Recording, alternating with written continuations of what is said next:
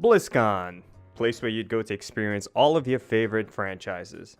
Overwatch, Hearthstone, World of Warcraft, Heroes of the Storm, StarCraft, and Diablo. As you all may have known, Blizzard recently announced at BlizzCon Diablo Mobile. More like Diablo's Mobile.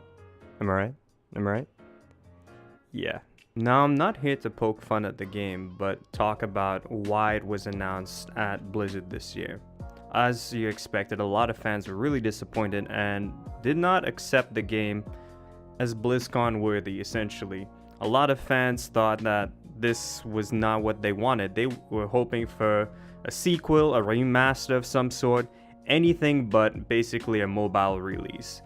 However, according to Jason Schreier from Kotaku, Diablo 4 was supposed to be announced this year but was pulled due to the dev team not feeling comfortable enough showing what they had so far, as it could be subjected to change in the future.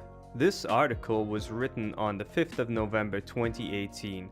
However, according to Destructoid's Chris Moyse, Blizzard denies pulling any Diablo 4 announcement from BlizzCon 2018 this year, which leads to wonder, why did Blizzard think this venue was the perfect time and place to announce a new mobile game? This convention essentially caters to people who aren't of the mobile gaming franchise, unless you consider Hearthstone to be a purely mobile game, which it clearly isn't. So was it that Blizzard ran out of content? Was it that they were desperate? Why would you shoot yourself in the foot like this? Was it just a bunch of dudes in suits sitting around a table going, what do you think kids these days are like? Oh, well, you know, they like the mobile games. Yeah, we'll make some mobile games. What's something that they like? Yeah, well, sir, they like to play Diablo. Yeah, put that in a mobile game, it'll work. But sir, it'll work, it'll print money. And if that somehow was how that went down, man, those guys are in for a wake-up call. But this is not me saying that the game is bad as a mobile game or anything like that. It just was not in the right place to be announced. This was a very big slap to the face, in my opinion, to a lot of attendees who spent their time and their money to come to BlizzCon, only to have this thrown in their face as a form of announcement. Again, I would like to state, mobile games aren't bad.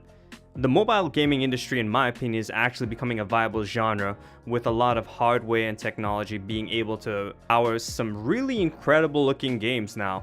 But again, this is a certain group of people that came for something specific.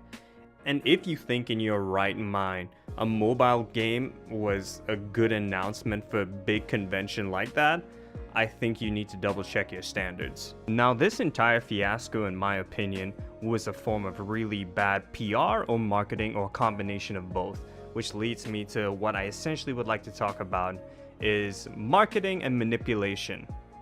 Now let's talk about the actual definition of marketing. Marketing is the action or business of promoting and selling products or services, including market research and advertising. So essentially, marketing is very important to selling a product. With good marketing, you could be very successful, and well, with bad marketing, it'll have obviously the opposite effect. Now here's where the waters get a bit muddy. Essentially, with marketing, you'd want to convince the person who you're trying to sell your product to that it's a good product, that they'll need the product. Essentially, you want to convince them to buy it. Now, this is where I think companies muddy the waters extremely into what I would say is manipulation, which by definition is to control or influence a person or situation cleverly or unscrumptiously. In my opinion, Blizzard manipulated the situation at BlizzCon in a way that you're there for the announcements. I mean, sure, you could leave anytime you want. You don't have to sit and watch anything that they have, but you paid good money to be there. You're going to want to see everything they have to announce, so why not put whatever you want on screen? You'll have to watch it, you'll talk about it, it'll strum up media, it'll strum up drama, because there's no such thing as bad publicity when it comes to marketing. Essentially, once you get people talking about your product, the more people will know about it, so when it is actually announced, people will be more inclined to go look at it because they will do it out of more than likely curiosity, and it is essentially selling your product, whether in a good way or a bad way. Now, is this actually a bad thing for a company to do? Depends on where you stand. Their objective is essentially to make money. They would like to sell as much units as possible, make as much of a profit line as they can. That is their job as a company. However, taking advantage of your customer, in my opinion, is where you have to draw the line. For example, let's look at a company that only goes where the money flows, Rockstar Games. For this, we're going to look at one of their core series, Grand Theft Auto.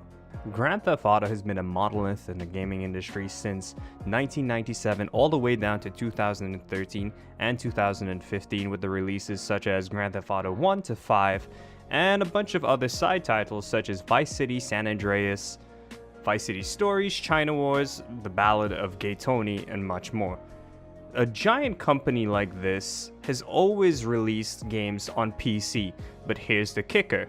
What was essentially a PC game at first eventually translated more into a console title, which started releasing PC titles after a few months and then eventually after a year, to now which the last series released onto PC 2 years after the first release. And yes, Grand Theft Auto was essentially a PC game, with the first game, Grand Theft Auto, being released firstly on PC. As to why that formula changed is most likely because Grand Theft Auto started to sell better and better on consoles, with consoles being more easily accessible than a gaming computer.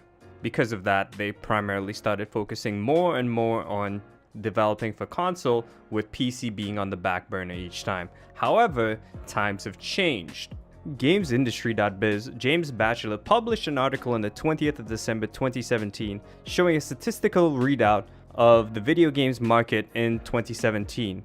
In that year, console had a $33.3 billion net worth, with PC having $32.3 billion.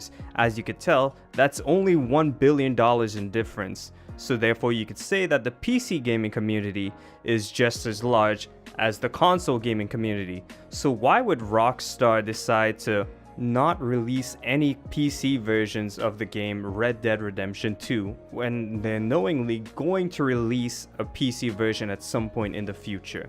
Every single one of their Grand Theft Auto open world titles have always gotten a PC release, always a few months to a year or sometimes even 2 years after. So I think it's safe to say that more than likely they are going to release a PC version of Red Dead Redemption 2. So why not do it from the get-go?